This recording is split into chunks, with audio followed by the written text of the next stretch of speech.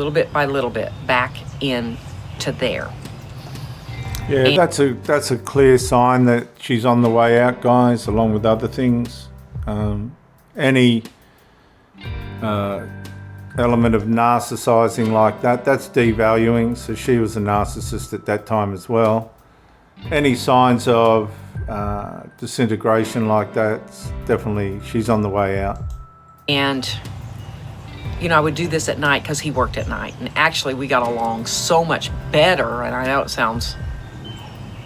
When he was good and on good behavior, it was euphoric.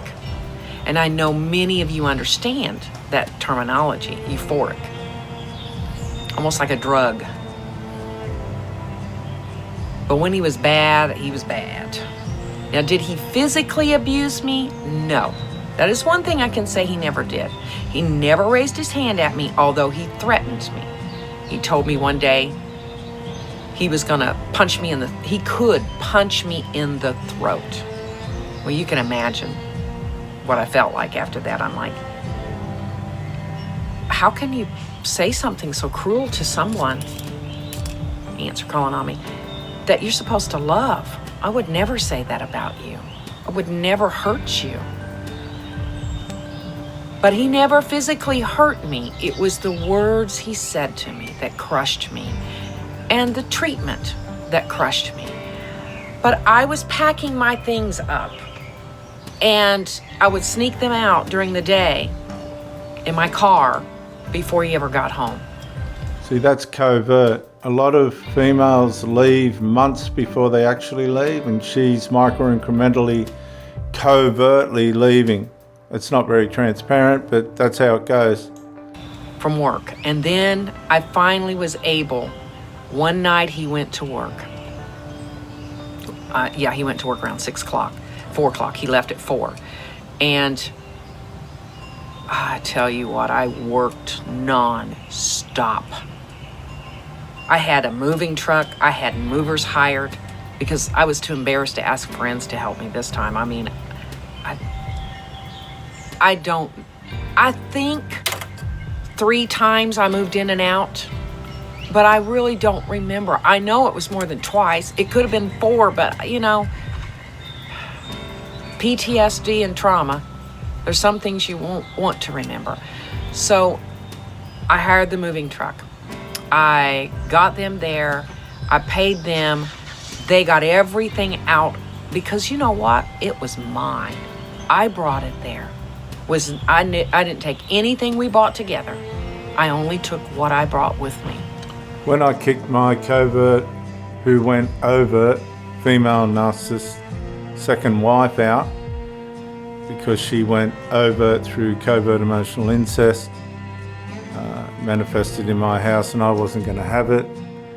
I said, take everything. I don't care what you take. She did take everything, but in doing that, they wrecked the house. Moving it, they chipped the walls, they chipped the banisters. They had no regard for the property whatsoever, and that was shame on her. That was a real signature of what was going on underneath in that woman's heart. From my home, 900 miles away. So I had the moving truck loaded, and I put everything in storage. No, actually, I didn't put it in storage. I had rented my own apartment. God opened up a door, and I was able to get into this beautiful apartment, a duplex. I had a garage. I loved it. I loved that little place. So I had to move everything in there. Now, did I have stuff in storage? Yeah, I still had some stuff in storage. But my furniture from the house we shared together, I moved all into my new apartment. He knew nothing because I wasn't going to deal with more trauma. So we stayed separate. We slept in the same bed for maybe a couple hours. But he was on his side, I was on my side. Very cold, very cold. Pretty much, I felt like there was no hope and no return. And so I moved on, I got in my apartment. I worked all night long, moving stuff. Even after the movers, I still had several carloads. So let me just say, viewers, there's something very important here that you need to take notice of that's going on here. The same determination that she had to move in to the place, the love bomb phase, is the same determination she now has to get out of the place, the narcissism, devaluation, reverse discard phase, complete devaluation.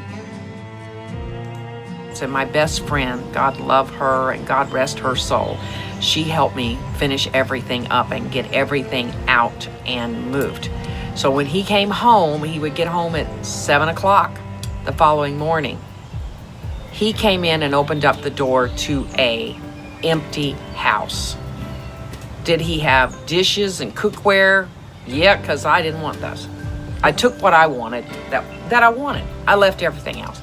But the bed, the dressers, the TV, the furniture, the couch, computer desk, you know, I had a large furniture and a house full of it because I brought it with me. I took it all. Okay, so she's come to her senses, finally come to her senses. She's realised what she's done to the family and the daughter and the mother and everybody else. And she's out. He had a dining room table. And that was all he had. So I was peaceful in my own little apartment and life was good.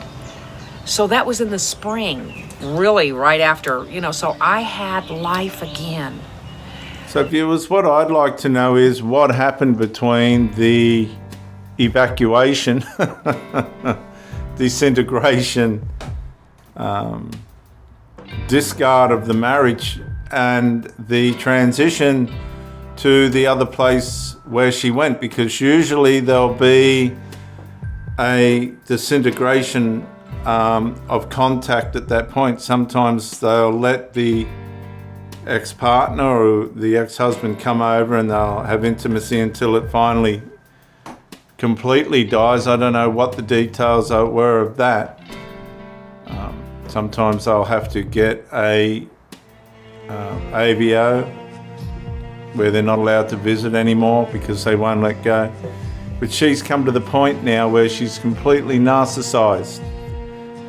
Now, does that make him they're both narcissists at this stage, because the devaluation, whatever interpretation that's concluded her to get to this point is, and she can call him a narcissist for what he did. She is one as well. She's not just the victim here. She's had to make a conscious decision that this relationship's not healthy for anybody. The birds sang. I could hear the birds singing.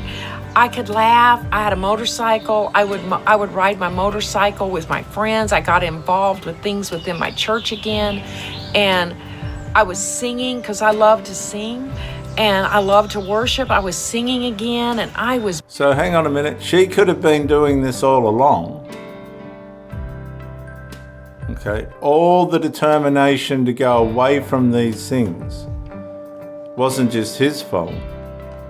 It was hers as well, because her fantasy was the totality of the relationship, the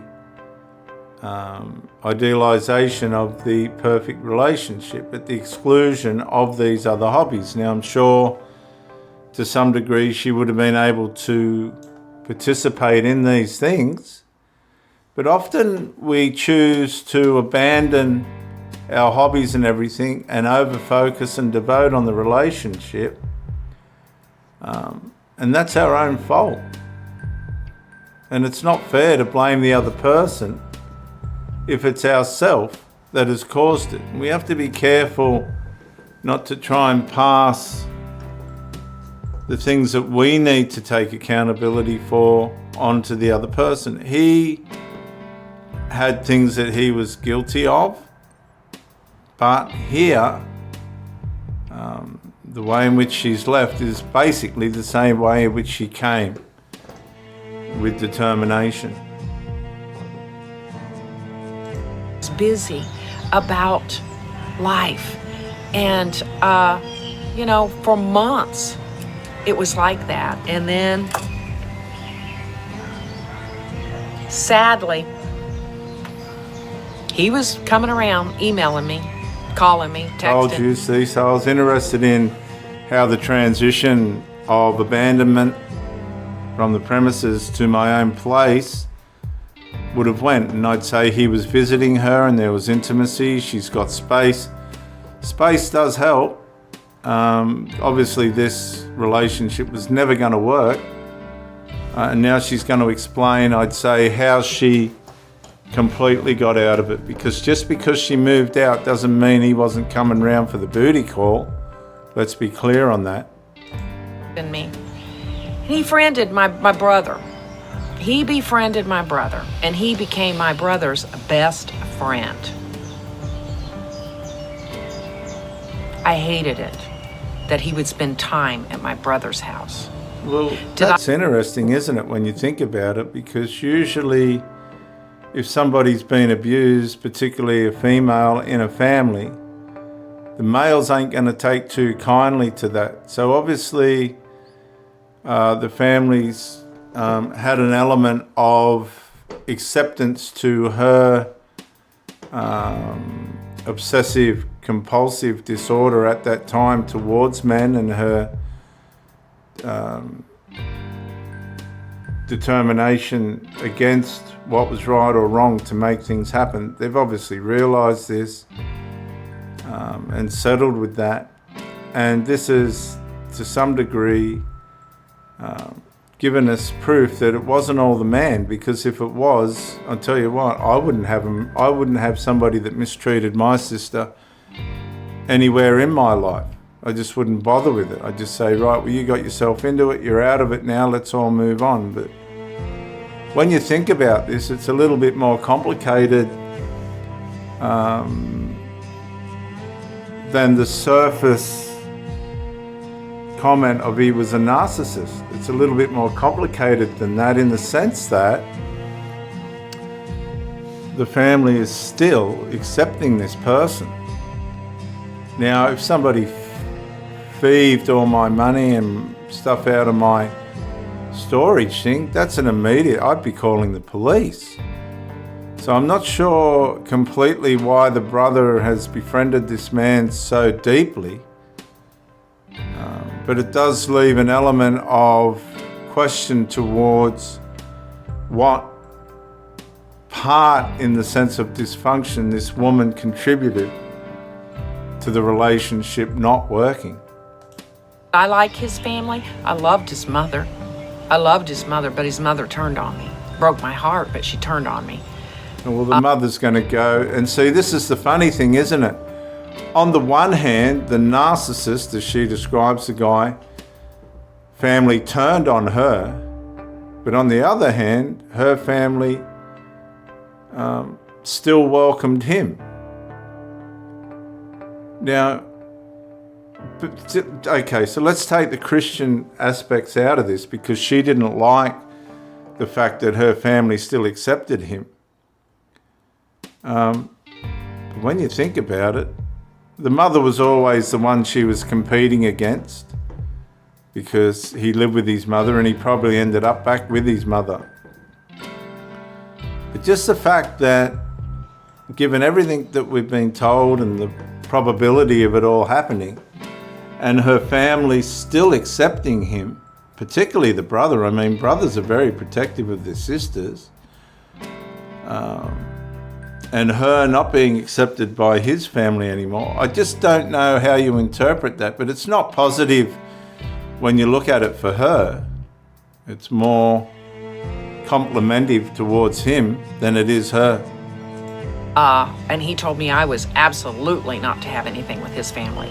But he was at my family. Okay, so can you see that? You'd stayed a hell away from my family, but I'm going to visit yours. You've got to really go deep into working all that out. I mean, obviously there was a lot of blame on her for what's happened. And if you follow the story, it's clear why. I think the woman had obsessive compulsive disorder mixed with lust and desire, and she made just as much, if not worse, of a mess of it all. by her, again, determination and the idealization of the fantasies that she wanted with the wrong person. It was never going to work out. And her forcing of that in front of everybody, despite the fact that it was never going to happen, has really undermined in that relationship arena who she was relative to managing that. It just didn't look good. It didn't come out with her best interests at all. Family's house. He was with my brother. Now, my mother wouldn't have him around, but he was with my brother. They were like that. Well, that's interesting. The mother's gonna have more compassion towards the daughter and less towards the ex, of course. And maybe she was wiser than the brother, but there's some kind of advantage for the brother to know this man. I'd like to know a little bit more about that, but anyway. Finally, that ended way longer than it should have been, but it ended, you know, and I love my brother dearly, and my brother loved me, but he's trying to separate the two, you know, because to him, well, you're both somewhat guilty, and we were, you know. That's the point. I guess at the end of it all, that's the crux of the matter. And this is where a lot of women have got to stop and be a little bit more realistic, like Lisa here, who's, you know, basically she's rounded that off nicely. I married a narcissist, but I was equally one as well. And if there was a bit more of this, we'd live in a much more saner world. And I think that's, you know, you have to applaud her for that. Oh, I'm not. Many of you have said, well, you take no responsibility. No, I take. Are you kidding me? Any person who has been at the hands of a narcissist, we take plenty of responsibility, more responsibility than we should. Because well, I wonder if she's prepared to sit there and say, well, I was one as well. I was a narcissist as well. She was a covert female narcissist when she was secretly moving all the stuff out of the house. I mean, there's plenty of examples where she was narcissizing the relationship as well, with all good intention to make things work, but it wasn't. There was too many elements of devaluation on her part where she should have had the sense to walk away. See, you got to be careful when you're with a narcissist, because you actually become one, trying to fix all the dysfunction. Always blaming ourselves. Did I need therapy? You better believe I needed therapy. I sure did. But she didn't need therapy because of the man. She needed therapy because of herself. And then if you add the relationship on top of that, then you've got a whole basket case of things that need therapy. So I don't blame all that on him. I needed healing. And I thought I was healed. That's why I say, I thought I was healed from the death of my husband. That's why I say, healing is not a destination, but a journey. So, he started, you know, texting me and all of this stuff and wearing me down. He's changed and, you know, all of that stuff. You know. The Hoover. There's the Hoover, okay? The orbiting Hoover, trying to get his foot back in the door. Let's see what happens. You know, blah, blah, blah, blah, blah. It happens to all of us. So I believed him. I let him in the door. Did he ever come back? Did I ever move back in with him? No. But he came to my apartment. I let him come to my apartment. Spent a little bit of time, but not a whole lot. I would let him come in and we would spend a little bit of time together, maybe go out to dinner or some stuff like that, thinking about working on our relationship and, you know, reconciling, you know, that wonderful word, reconciling. And I don't want to jump to conclusions, but I'd say there would have been some convenient booty call going on there. But I never did. And one of the things he said to me when he came in and he saw my place, And this is the thing, remember I mentioned earlier that the evacuation from the territory back to re-establishing her own territory was always gonna, the momentum of the relationship was always going to flow on and eventually intimately disintegrate, and that's just what she's explained. He looked around, quite surprised, and he said, why would you do this? Why would you pay all of this money to live here when you could have, when it didn't cost you as much to live with me? Why did you do that? And I looked him point blank in the face and I said, for peace of mind. Peace of mind. I wanted peace of mind. I wanted to be able to come home from work and have peace. I didn't want drama anymore. I didn't want to be on the wheel, rehearsing. You know what that's like. I did not want on that anymore. I wanted peace. And do you know what? Let me just say something really important, viewers, and it might help somebody listening. The hamster wheel is usually a consequence of unresolved, and unresolved builds, and that's what keeps you on the hamster wheel, the unresolved. If I had to work 10 hours a day and then work on the weekends too, of which I did, doing events, face painting and bloom twisting and all of that, I didn't care because I had peace. I had peace, you know, so and as long as I could do it, I would do it. And I continued that. So incompatibility, which is what you're dealing with here, beat the idealization, it beat the fantasy, it beat the dual fantasy. And this is what a lot of people have got to realize. You can be compatible at the start via the love bomb phase, but as the union begins to marinate, the outcome of that marination may not be what was idealized.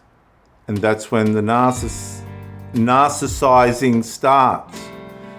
But it's not just one, because I'm sure his side of the story would have plenty of goodies in it. And she's been pretty transparent. What you've got to realize is it's the narcissizing over time rather than the through incompatibility. They were never going to be compatible. The thing was just doomed to fail, and you've got, as she said earlier, she could have left a lot sooner but didn't, because we allow loyalty and faithfulness and stuff to blind us. But I did sadly try to, you know, he tried to wear me down and he kept trying to come back in, wearing me down. Out of conscience. You know, we've had this relationship, you owe me sort of thing, I've seen this. I've got a right to come back. I have another part to this, and I am... Okay, so she's going to do another part. I've done 45 minutes. I'll get off. We'll wait for that, and we'll see what happens. But until then, I hope you've learned something from this. Put some stuff in the comments. I'll see you on the next one, guys. Bye.